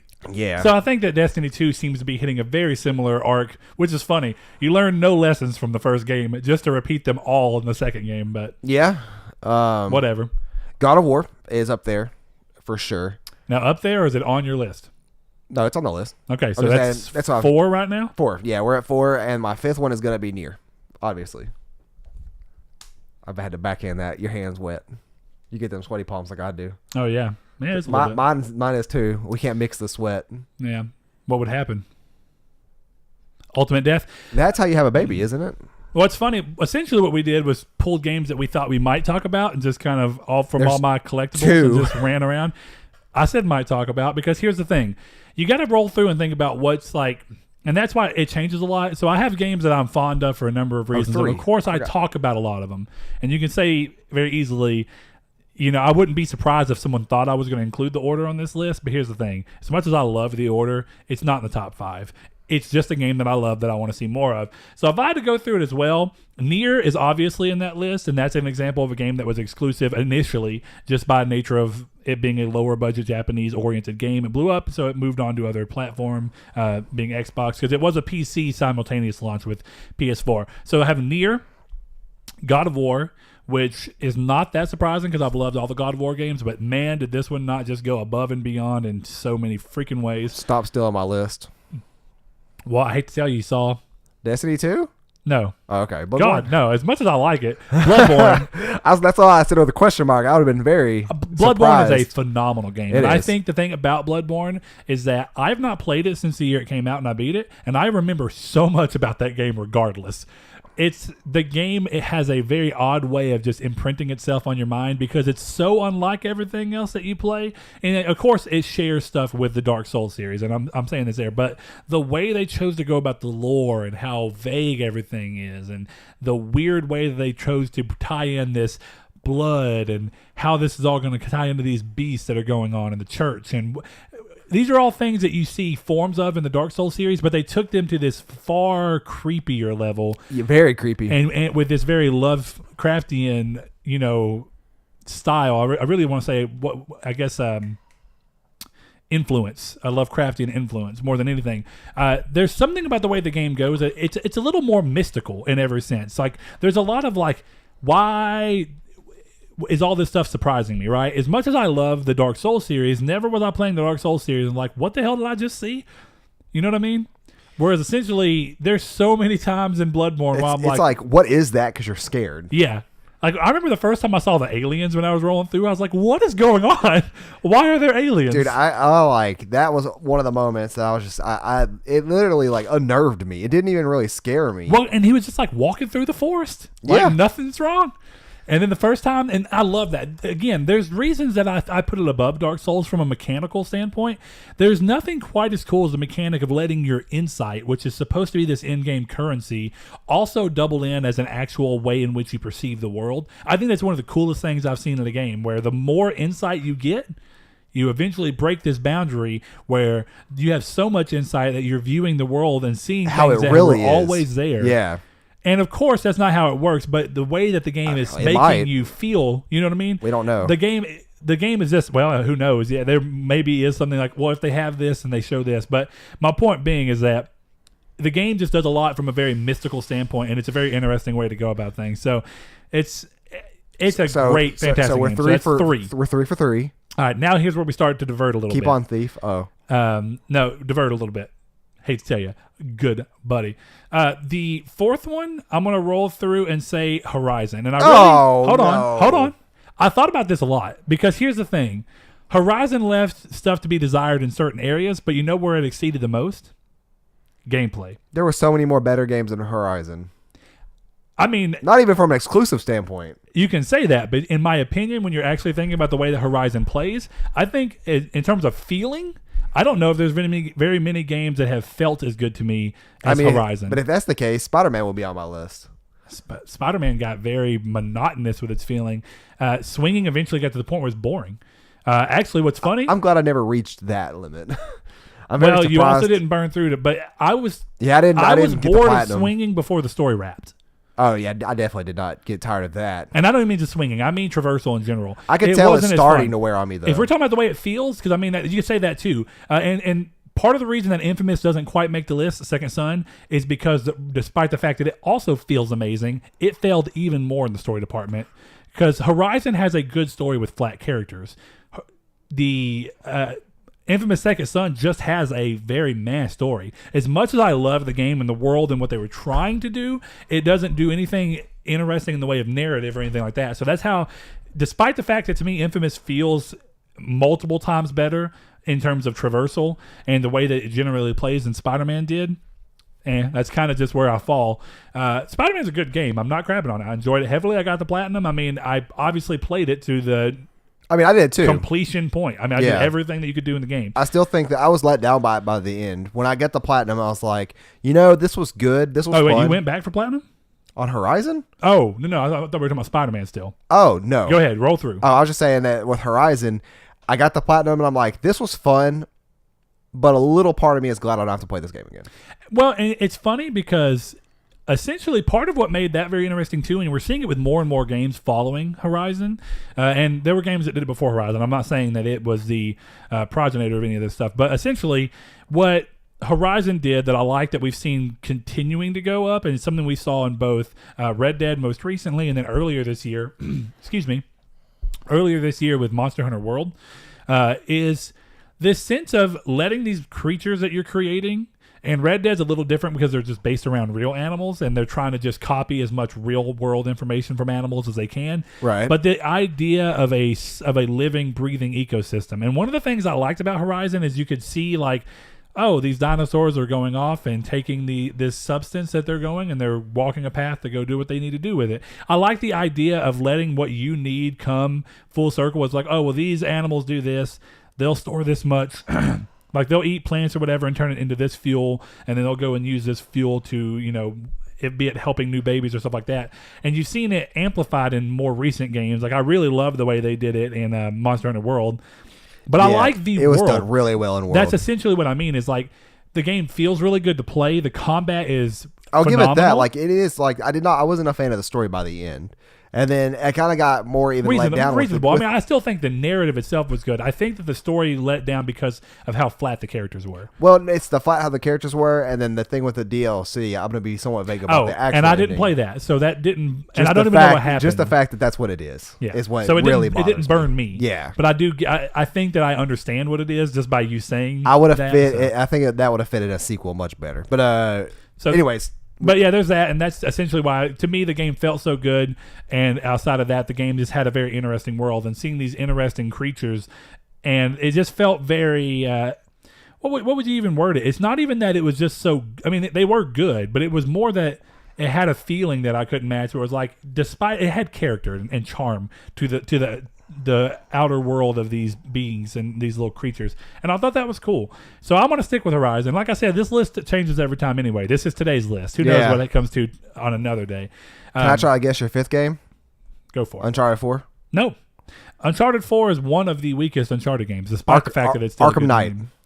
No. Crash Bandicoot Insane Trilogy. Actually, yes. I knew it. I was like... I debated whether I could really include it, because here's the thing. I know that people are going to say there's better games that have come out that were actually PS4 games, but it doesn't matter because Crash Bandicoot is amazing. And you know what? If you listen to this podcast, actually, I don't know. You're in the Discord, but SJ whatever, Swanlin. Oh, no. Guess what? Don't call him out. He's nice. Spyro is not as good as Crash Bandicoot. That was, to be fair, that's opinion. But I just wanted to throw that out there because he acted like Spyro was amazing and Crash was just trash. Here's the thing. If you just like Spyro more than Crash Bandicoot, that's fine. But you do not call Crash Bandicoot trash. I will say Spyro is better than Crash Bandicoot because he is. Hey, roll little through. purple dragon with all that charm. I disagree because you have a little orange Bandicoot with more charm. That's a rodent. Okay. You're a rodent. Still a rodent. First of all, I don't think a Bandicoot is classified as a rodent. We'll find this out. Is Bandicoot a real creature? Maybe if it was Crash Capybara or something like that, but that's not what we're dealing with. Saw is a Bandicoot a rodent? I could see it, but I don't think it is, but we'll see. Small to medium sized rodent. Where do you see this at? Oh, it might look like, but they're actually marsupials. I knew that. Well, marsupials are dumb. Your laptop is going to die. My laptop is going to die, but that's okay. Let it do its thing. There goes. My last game is technically 3 games, and that's what we're going to roll with. If I had to substitute something else in, I really struggled with what my 5th game was going to be because the other 4 came there's so much pretty quickly. More so than Horizon, in my opinion. That's fine. I would say Spider-Man was more of a... No, you know what? I will say Horizon's better than Spider-Man. Horizon's more original. Yeah. Even if it comes down to that. Spider-Man, part of what made it lose its luster to me is that it's still a known quantity. Yeah. The reason that and that might be why I remember Horizon so fondly is that you also have that mystery of the world of, well, what's going to happen next? Because I don't know. In Spider-Man, you essentially are like, well, this is probably going to happen next. And if it's not that, then it's probably this. And one of the ones that you guessed were going to be right. Yeah. Essentially. So again, it's just the known quantity element of it. And that it may be interesting. With Horizon being a known quantity now, like we know what the world is and we know why the people exist, they can still do interesting stuff story-wise because it's not a story that's been iterated upon for 60 plus years of comic books. But essentially, I wonder if in Horizon 2, if the world doesn't feel as good to me because I've visited it before and it's lost that luster of being something new and mysterious. That would be something to be weary of going into the sequel. If they make a sequel. I'm sure they will. Oh, yeah. They're for the sales, they're absolutely going to. So anyway, I don't know what number 5 would be otherwise. I'm just going to stick with my list. You know what? I say that. Look, I know which one it's going to be. You boys ready? It's Dishonored 2. Dishonored 2 is phenomenal. Such a good game. I'm going to stick with that. Yeah, we're going to do that. I heard some real bad things about that game. I heard that you were wrong. Oh, okay. We're going to move on to the next bit of it. The next bit is... Well, hold on. Let's save that for after Reader Mail. Oh, yeah. Yeah, you're throwing out Reader Mail here. We're going to do the entire thing and then be like, oh, Reader Mail's going to be the last thing. Yeah, go for it. So I apologize. I tried to do that earlier, but then you interrupted me. And I was just like, well, we could do Reader Mail, then go to the last. Okay. For those that don't know, Reader Mail is our weekly segment of the show where we ask you guys to ask us questions and we answer them live on the air. If we don't answer your question, do not frown, do not fret. We will be doing a Reader Mail episode the first Friday of every single month, and that looks like warm milk. And sorry for all you audio, you're disgusting. And so if you're an audio listener, you're winning right now because you didn't see Brett drink warm milk. But I did that just for the camera. We take 2 from Twitter, 1 from Facebook, and feel free to ask us on Twitter or Facebook every Wednesday and every Friday when you see the tweet or Facebook post go up. First question. I know you've covered this before, but now rumors are circulating with the DualShock 5 controller may have a touchscreen. Is there any comments you'd like to add to this idea? Thank you, our good friend Sean One Neo. I will mention, Brett, go grab a question from Facebook. I got you. But I don't mind it, but I don't want the controller to be too big. I don't like a Switch is a weird machine to me to use. I got used to it, but I already don't like the touchpad at all. Like, I don't like how it's implemented. I don't like how some games have you press for the menu one side of the touchpad, then the other is another button. I don't like that. I've normally not seen that. I mean, I do know about where they try and split it in half. Yeah. But for the most part, most games avoid that. Yeah, I don't like that. I always feel no matter what with the touchpad there, like, is it me or am I always mixing up my touchpad with options in Destiny? Like, if I'm trying to go somewhere and I hit like options, I gotta hit the destination on the touchpad. I do that all the time, or I'll be like, I gotta go to my bounties, and I'll hit touchpad to open up my bounties. I don't, but it mixes me up. I'll give you this, and I think it kind of ties into essentially what you're saying. Some of what you're basically getting at is that, and I don't feel like it should have been this way, but I get that people did it because they took away one button in terms of for the share button. So the button was not taken away for the touchpad; it was taken away for the share button, which I do think the share button was a very smart inclusion for the DualShock 4.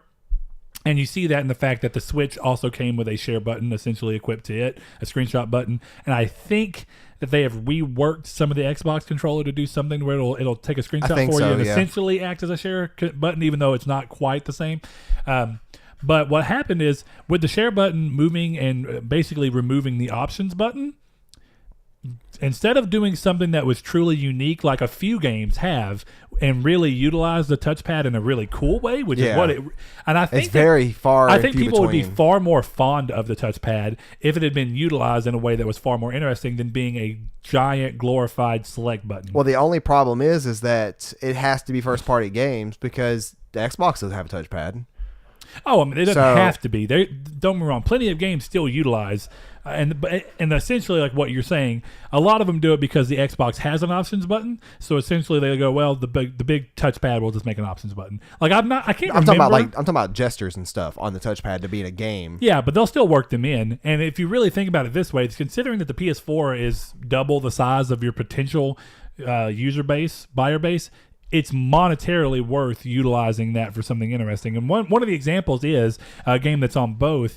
Diablo 3 utilizes the touchpad very well, actually. And you utilize it by going through your inventory with it and swiping stuff over and moving throughout your... See, I never on used console, it for that capacity at all. Yeah, on console Diablo, they moved it from... On computer, it's not a circular dial. It's on a console, square. it is. And you can do it with analog stick if you want, but you can also because instead of having to move it around and then hit a button to confirm, you can just swipe it around and it'll pop up. Don't get me wrong, it's still not perfect, but it's trying to think outside of the box and go, what could you potentially use this for? But in my opinion, it's trying to think outside of the box because it shouldn't have been a thing in the first place. I mean, you could argue that, but then you could argue that with literally anything. I think it causes more problems than it solves. I don't think it causes problems. I think it that's causes necessarily inconveniences more so than it solves. What would you consider an inconvenience? Getting the stuff mixed up like I always do all the time, and that's not a common thing. When Sean won, actually saw that on Reddit. You say a common? Do you mean uncommon or common? It's actually not an uncommon thing because roll through. I saw the thing that Sean posted on Reddit, and I was actually reading some of the comments. People hate the touchpad. I just feel like it's a weird thing to legitimately hate. I mean, I can get just being indifferent as whether it's on or not. The problem was it was implemented to be a touchpad, but now we're just using it, like you said, like a glorified button. Mm-hmm. And it could be so much... The controller could be... Because I have an example of a game that utilizes it very well. Multiple games. There's multiple games that do so, but the problem is that there's only... a few games that do that, and it shouldn't be that way. Yeah, I agree. Because but not every game would work well with first party are by nature of how small they are exclusives. So like one that Ryan constantly brings up is Earth Defense Force. I can't remember which one it is. Maybe 4.1, something like that. Anyway, you can move through like I want to say it's like emotes or callouts, and you just. Instead of having to hit a button to go to a spindle or whatever, you just move your finger where you want and you drag it to where it's going to be and you let go and it'll do that emote. I actually think that would be great for something like Destiny. Yeah, like an emote wheel or a weapon wheel or something. I think it'd be great for things like The Division. But the problem is we don't see cool stuff with it. Yeah, if they utilize it for a weapon wheel, I'd be fine with that as well. But then you have games that have done it even further, and I really think this is probably the best utilization I've myself seen from it in terms of a normal game, because there are some VR games that utilize a touchpad very well, but it is something that makes more sense in VR because now you're also getting a touchable, like you can feel like you're throwing something out into the VR world. Astrobot does it very similar. See, now that would be pretty cool too. I just don't think that. But then it becomes an interactive point, right? More so. But Killzone. Shadowfall. I hated it in that. I felt like it was unnecessary in that. Well, did you play the story? Yeah, it's the drone controls and stuff with it. I love that. No, yeah, it was not good because it was literally just swipe up, swipe down, swipe left, or swipe right. That I could have done without having to take my thumb off the analog stick by holding down R1 or L1 or something. They could have programmed to that instead. Well, but you think about the other buttons and the limitations of a general controller. You can use gestures to very quickly do that. And what I essentially do is I'd hit cover, and like one of the ways that you could do it. That's the problem is you have to hit cover first a lot to do it. In a game like that, you want to anyway, but you hit cover, and because this is why you utilized your bot to begin with, right? You'd be like, okay, there's a lot of stuff going up front. I need to hit cover anyway to be strategic, right? Yeah, drone it out. I'm gonna quickly swipe I'm gonna move my hand off the analog stick real quick, swipe right. It's going to pull my thing up to over here because I have a group of people that are trying to flank me as well. Right. He's going to shield on this side while I handle these people. It felt clunky though to me. It didn't to me, but even if it felt clunky, let's just say it felt clunky. The idea behind it is a good idea. Regardless, is a good idea. But so even if the implementation ended up being bad, the idea behind the implementation, I still think it's something that if we saw more developers trying to do that, the touchpad would be far less. I'm even going to say hated, but people would be more keen to enjoy it than what we have. One thing I'm curious about, and I'm curious where you think on this too, because it leads into essentially what his question is right. What do you want? Like, what do you think about a touch screen on the controller? So one of the biggest concerns is first and foremost battery life, and how much a screen on the controller is going to affect battery life. But the secondary thing I'm curious about with that is that moving forward, I imagine that the PS5 will have some form of something appropriating a touchpad if backwards compatibility is an actual, essentially because it has to. You can't suddenly play Shadowfall or any other game that actually does utilize it for things that are important in the game. And regardless of what you think about Shadowfall's implementation, the drone is required. You use the drone when you swipe up, and it would shoot a thing across so that you could like zip line down. Yeah. So you get to those games. It's essentially like what we talk about with if they ever make a Vita successor. They have to have. It has to have a touchscreen, and it probably has to have something that's going to appropriate a touchpad on the back. Now, it doesn't have to be as big. One of the things I found very interesting, and the controller's not back here. Do you remember that controller I bought for Kyrie? The blue Hori mini pad? Yeah. All right, there's a little bitty touchpad. Yeah. But it's still a touchpad, and it still works the exact same way. See, now, in my opinion, you can still have it that way and then have a true-to-life select start button, and it'd be fine. And minimize the impact of the size of the controller. And that would be perfect. I do think that they essentially did it that way. Or even where the light bar is that I hate, that a lot of people wish you could turn off completely, which I think you can now, right? No, you can dim it. Dim it, that's right. I still think you could put turn that it off back completely. there. Huh? I still think you should be able to turn it off completely. Yeah. Well, I'm just saying that could be your touch bar back there. That could be a touch bar. So you just do this instead of this. It's not much more of an anime. Like maybe you know. The reason, and that's why I'm also curious to see if the DualShock 5 would have that, is that the reason they did the light on the controller had a very specific purpose, was for the future plan of VR. Exactly. Yeah. So when you think about that, it is a weird thing that I don't understand why they won't let you turn it completely off. But that's also part of what impacts the battery life so poorly. But the touchscreen could, the upside of the touchscreen is the touchscreen could appropriate a touchpad. Essentially, obviously, you could, because it's like what the Vita does when it's like, okay, well, you're going to utilize. I'm gonna need like a 3,000 milliamp hour battery life for that controller. It's going to be weird. And dude, it's going to make it expensive. If you put a screen on the current controller we have, it's like 4 hours battery life and it's dead. Exactly, probably not even 4. If the screen stays always on, that's another thing. If they put a touch screen on, does it constantly stay on? If it had a screen though, wouldn't that mean that it would need some kind of processor chip inside? No, not necessarily. At least like a little like Raspberry Pi or something in there, because it has to output information to the display from something. Because you know what's funny? If they do that, I just feel like this is one of those weird examples where games modernize things we've already seen in gaming before. Like doing the new VR is essentially modernizing what we saw back with like the Nintendo game, whatever it was called, the Virtual Boy or whatever. Oh, yeah. Anyway, when you see that, these are ideas that have been talked about before. Do you remember the Dreamcast having the memory card with the screen that when you slid it in and you'd play Sonic, it would draw Sonic up on the screen? It had like your little chows on there. Or you could actually put your chows on there from the chow garden. And then move them away and it'd be like a little Tamagotchi.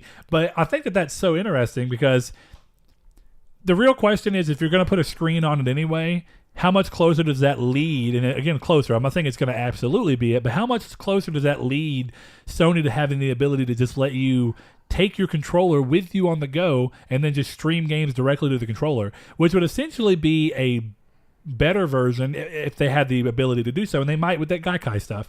If they essentially were able to pull that off and do what Microsoft is doing with streaming, which I don't necessarily think they should do, but they could. You just have a controller with a good battery life in it, and there's a touch screen on it that's a small size, and you just play the game off the controller.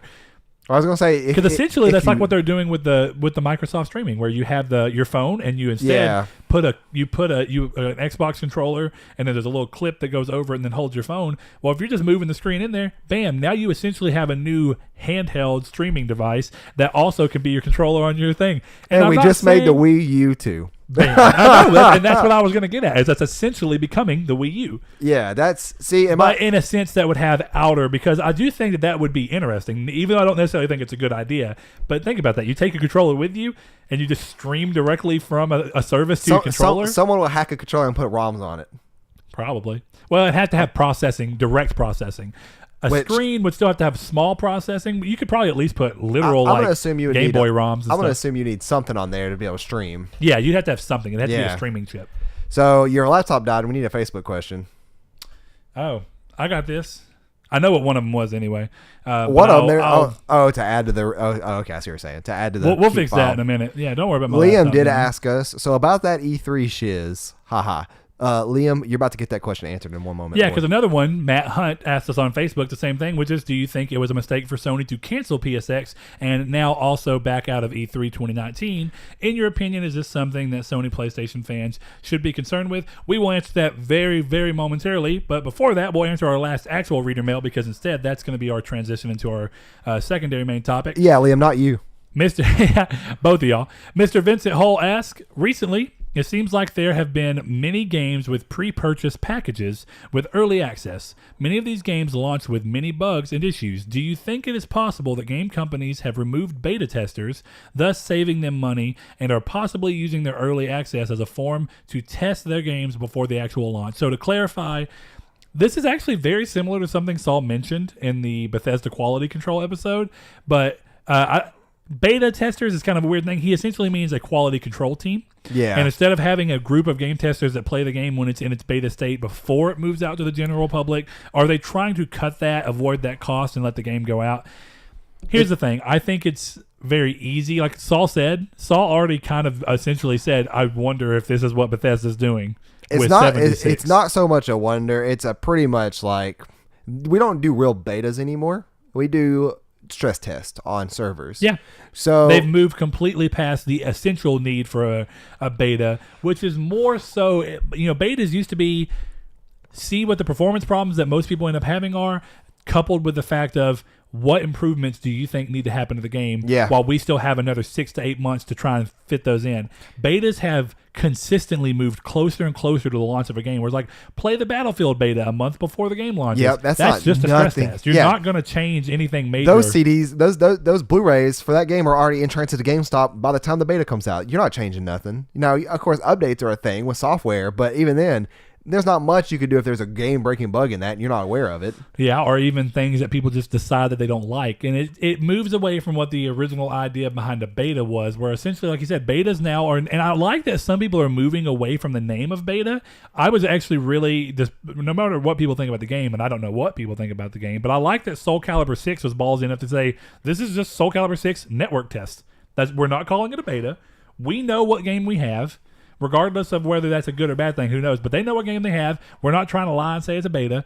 This is entirely to make sure that our network is going to be able to handle the online fighting. Bam. Yeah, it's a very... I like how clear wording that was. And that's what I'll set the record straight, because if you guys are unfamiliar with that, that's pretty much what we did say in the Bethesda episode 2 episodes back, 3 episodes back, something like that. But... I will say that depending on how it's marketed, I have no issue with it. If you are coming out and saying that this is an early access game, you go into it knowing that there's going to be bugs and hiccups and glitches, and typically those games are cheaper. There are some cases where they're not, but typically they are. We saw that with Minecraft originally. Yeah, Minecraft was what? I swear it was $20. I don't even think it was. I don't even think it was 20. I swear it was. Well, I know on PC it was like $7. Yeah, I was like $8 or something like that. And when it came out to disc, finally, it was still only $20, despite being the phenomenon it was at that given time. But you were also, it was $20 for what they essentially like. Well, this is enough where even if you never updated the game, you probably have fun with it. Oh yeah, and it was. And also, we're going to update the hell out of the game, so you're getting more value. And they did too. But yeah, I don't have an issue with it as long as it's marketed as so. Fallout 76 launched as a game. It is not currently. There's so much crap. You cannot uninstall the beta from your PC if you don't buy the game. Oh my Lord! Look. And I know only select users are having game, that, but it's still weird. Yeah, a lot of people are loving the game. But I mean, I'm sure they are. And I don't mean to dampen their fun. It's just, to me, it's kind of insulting for a company that I actually enjoy the product from to do this. And it's just like, it doesn't, it's like if your favorite fast food company was like, oh, well, we don't sell fries anymore. We sell carrot fries. Then Corey, if we were going to move closer to it, it'd be more like your favorite fast food place being like, guess what, guys? We're going to sell you the fries now, but they're not cooked. We give them to you in the bag, and they're pre-cut, but you got to go home and cook them. Papa Murphy's pizza. Here's the pizza. You go home and cook. $7, please. That's already a business model. But yeah, I think that one's interesting. So we will utilize that, and now we're going to move into all this E3 talk because. So how surprised were you? Very legitimately. I was very legitimately surprised about E3. Like I was like after PSX, I'm like, okay. Well, okay. When I say surprised, I could see that. I was surprised a little bit, but were you like, this makes no sense, or were you like a little bit? I was frustrated. I was in my head. I was thinking, and I wasn't frustrated with just the issue of no E3 because I like E3. It's one of the things I always look forward to. You guys can see the amount of fun, and we'll still do live streams for everybody else. Nintendo, Ubisoft, Square, Microsoft. We'll still do live streams for those. EA. People, yeah. But my big issue is and I've said it time and time and again on the podcast, is that they blew their load way too early. 2016 to be precise. Yeah. That was the last time that they really in between showed new 2015 and 2016, because Final Fantasy VII was 2015. Yeah. But yeah, it's ridiculous the amount of stuff they shown us that was not ready to be I'm not gonna say not ready to be shown, but should have waited to be shown. And so when no PSX came, that was the no surprise. I was like, well, we have everything we saw at E3. The only other things they could do is a couple of 15-minute spots on Days Gone, Ghost, Dreams, and The Last of Us 2 perhaps. And then E3 will be, but they're not out by then, here's the release date for all of them. So they canceled PSX, they canceled E3. We have The Last of Us. Dreams doesn't have a solid release date yet, does it? Days Gone's been pushed to April. And that doesn't have an exact date, right? Or is it April 2019 or is it April it got an exact date or something? Okay. I can't remember what it is, but it's got an exact date. Okay, but then we have Death Stranding. And of course, the Game Awards is now going to be much more of a... And Ghost of Tsushima. Yeah, and Ghost. The Game Awards is going to be much more of an event to look for now, because Death Stranding, which was announced at Game Awards last year... shown. It was announced 2015. Yeah, nobody knew what it was though. 15, I think. That wasn't the trailer for it then, though, was it? Wasn't it a game? It was Game. Well, Game that was Awards. the initial trailer. I'm fairly positive at the Game Awards. 2015. I'm fairly positive, man. I think it was 2016. I'm gonna look it up. Look it up, you because that would have been is. the same year as Final Fantasy VII. I think it was. I don't think it's been that long. Go ahead. If it has, time's going by way too fast. But we have all these games that have been announced for the past, going on 4 years now, almost. And it's like Final Fantasy VII, Death Stranding. These games we don't have release dates for. So now it's up to these other offshoot conferences and game award shows, and it is all left up to them to reveal the dates. And now I'm sure Sony can go out with Blogspot and stuff and on their PSN blog and I announce do think dates, that's what we're going to see them lackluster. Do. That I think, but I really honestly believe that that's what they're going to do, because it makes the most sense. We've seen these games too many times. It doesn't make sense to give another, because like you say, they showed far too much of their hand, and that was essentially, and I've said this a number of times throughout conversations I've had with people, but the price they had to pay to have 4 very memorable PSXs in a row, PSXs, E3s in a row, which was 2013 through 2016. Yeah. And then 2017 was still good. It was a little lacking compared to the last 3. Yeah, but even then, 2018 was the first time you saw the real, it was a good showing, but we knew everything going into it. You mean 2017? 2018 haven't had one yet. Yes, it has. PSX? No, E3. I did say PSX at first. But okay. No, so the cost of having 4 really good, or even if you want to say 5 with 2017, I'll give you that. The cost of having 4 to 5 really great E3 showings in a row was that eventually they ran out of gas. They ran out of gas to show new things. And exactly like you said, 2016 is where they first showed, I'm fairly positive, they first showed Days Gone. Yes. Now, it actually might be that one feels like it's older to me than Death Stranding is. It feels so old. Death Stranding apparently had its first trailer at E3 2016. And then we had another trailer. I thought it was Game Awards, but at Game Awards the same year. I remember. Okay, that's what it was. But we knew the game was being made prior to that. Yeah, it's been being made since 15. I remember Game Awards having something there towards the beginning of the announcement of the game being launched or even made. Yeah, that was the underbridge scene. That's right, because at E3 that year, Kojima walked out on stage and they tried to do the floating stairs that appeared under his feet, but he was walking too fast and it didn't line up.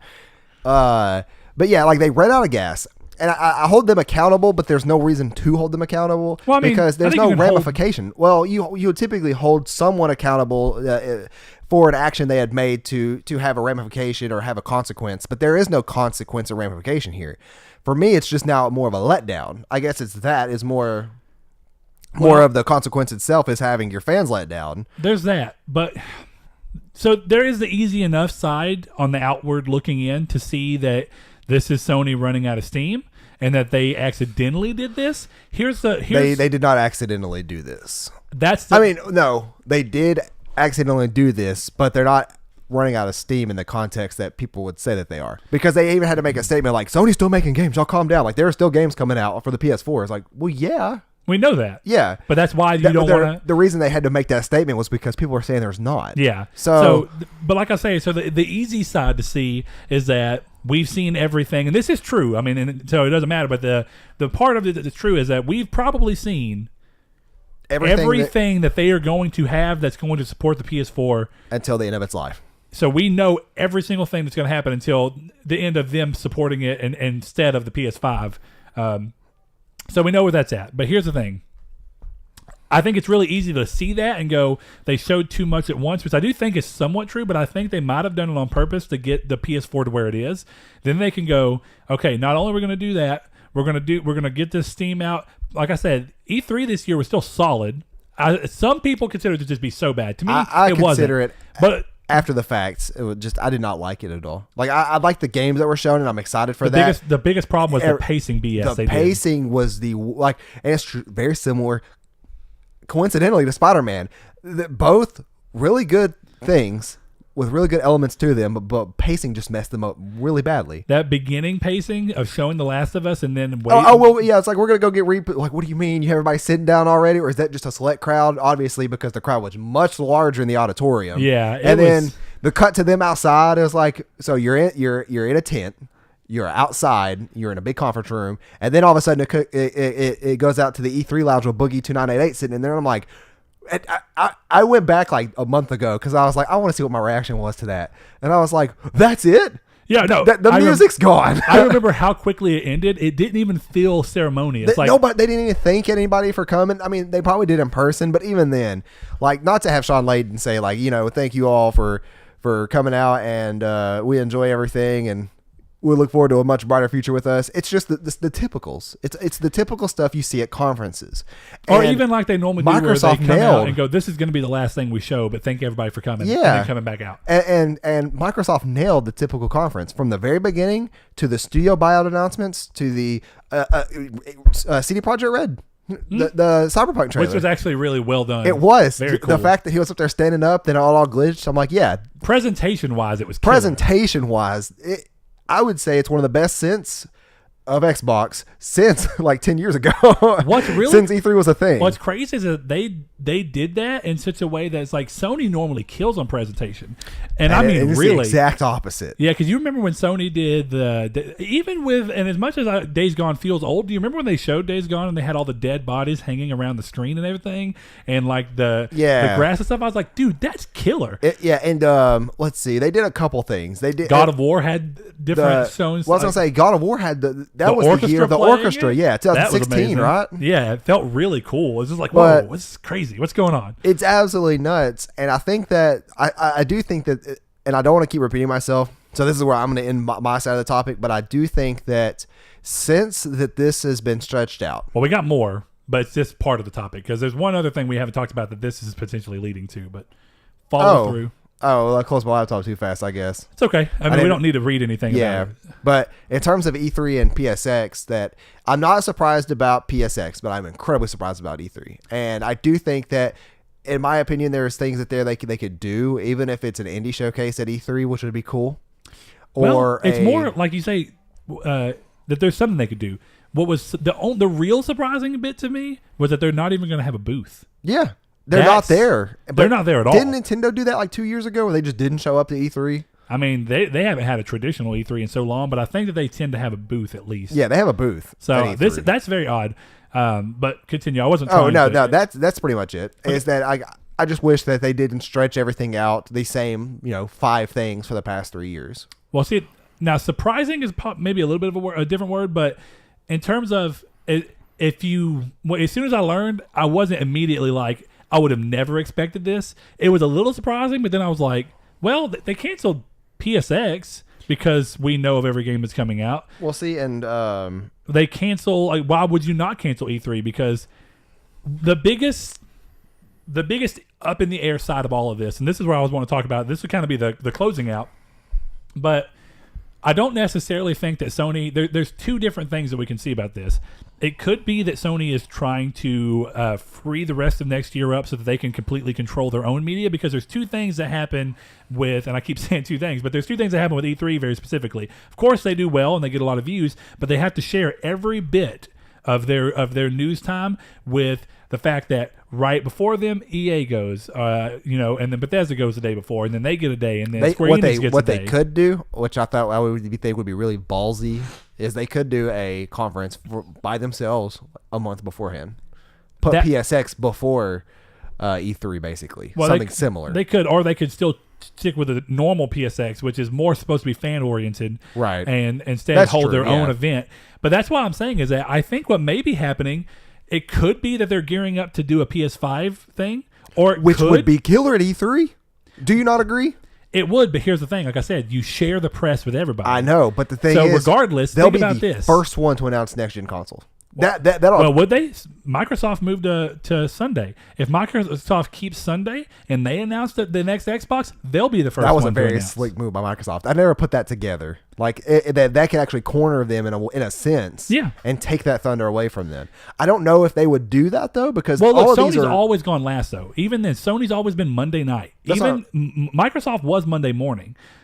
Now Microsoft. Okay, I get what you're saying. I keep Sunday thinking I had Sony in my head as Saturday for some reason. Yeah, no. So there would be no response. There couldn't be a response at E3. Oh, it wouldn't be that it's a response. It's still that you're sharing so much of this thing, and because of how E3 is, and there's so much news being pumped out, certain things, not everything, certain things get buried. Obviously, PS5 would not get buried. No, that would cause things to get buried. Exactly. But my point being, why even do that when instead of doing that and getting every bit of news out, like you say, a month before, 2 months after, 3 months before, February, wherever the hell they decide they want to do it, if that's what they're doing, if, that's a big if, is the ability to completely control the news wave for that month or for that half of the year. Because essentially, let's say that they do it in February. I don't necessarily think they will, but let's say they have a PS5 event in February, and then they come up, they do it.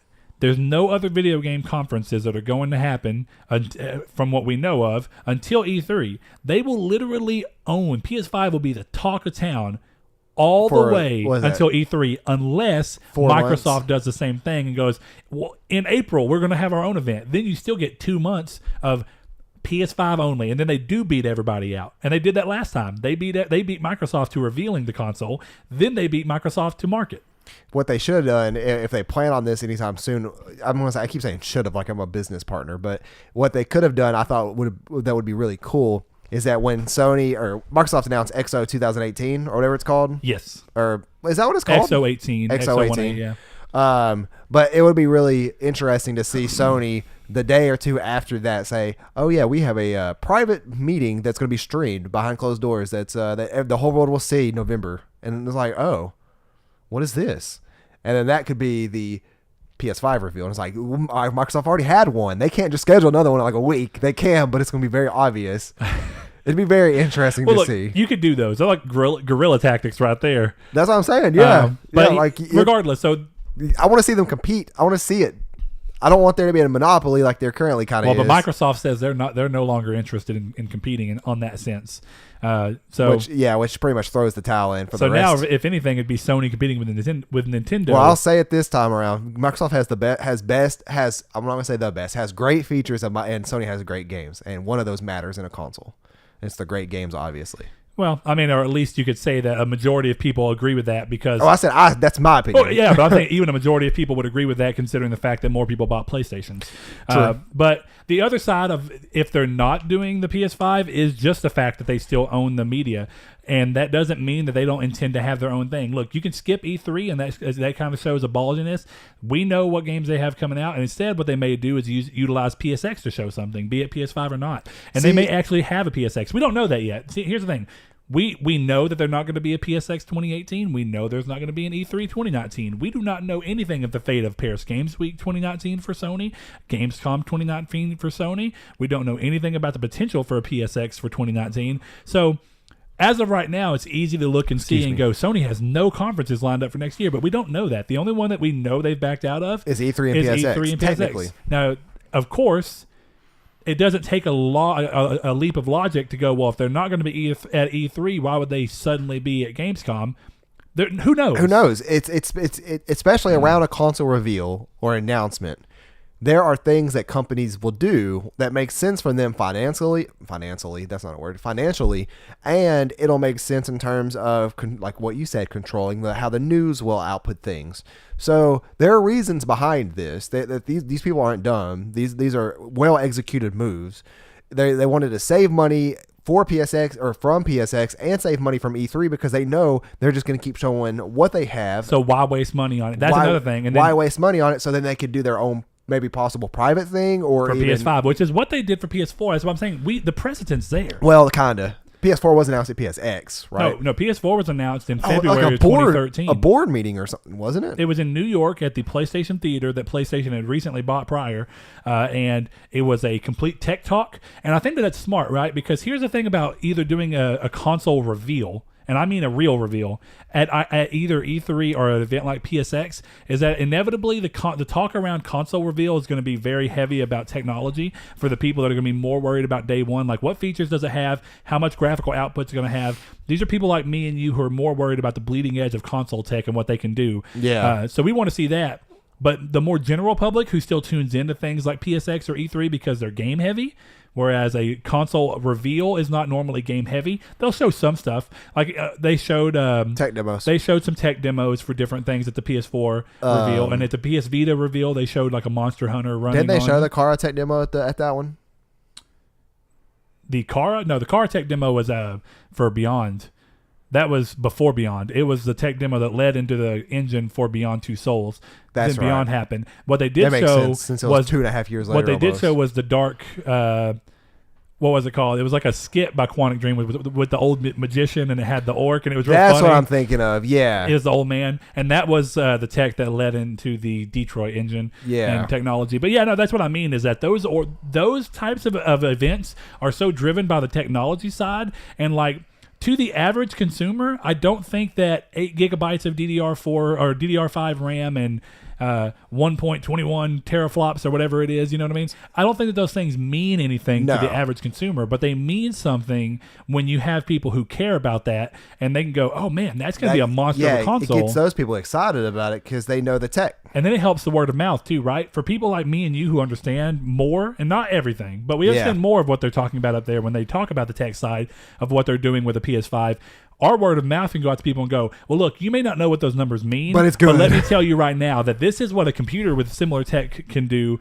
Can you imagine what they're doing on a machine that's optimized across the board for only one set of hardware instead of the ever-changeable PC hardware? Look at how amazing they might be able to make something. And when you do that, like I said, you not only control the media, but you also control the tone of the event correctly. I don't think it really makes sense to announce a console at E3, and I don't think it makes sense. And see, what's more funny? They used to do that at E3. They did. That's what I was going to say. That's where time, and they were terrible E3s. Well, that's the problem that they were slow and Microsoft sluggish. had in 2013, I think, of the E3 when they announced the DRM stuff, and then the same E3. That's when Sony came out. Yeah, as mic people drop, call it, pretty much like you could trade your games in. Hey, he wants to borrow. He could borrow it. But what do you guys think? Like, why don't y'all let us know? We always say that World End. We love you for letting us know. Let everybody else let us know as well.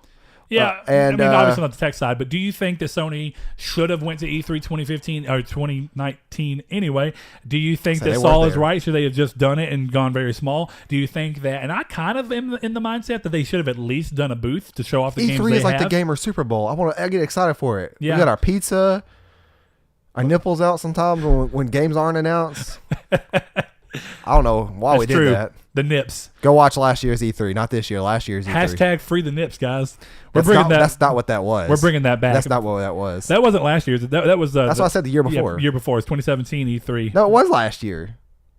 We only done one. Don't you say technicalities. It was 2017. I mean, you're right. That's what I'm saying. I am, but in you're like, mind, maybe. No, you can't get around it.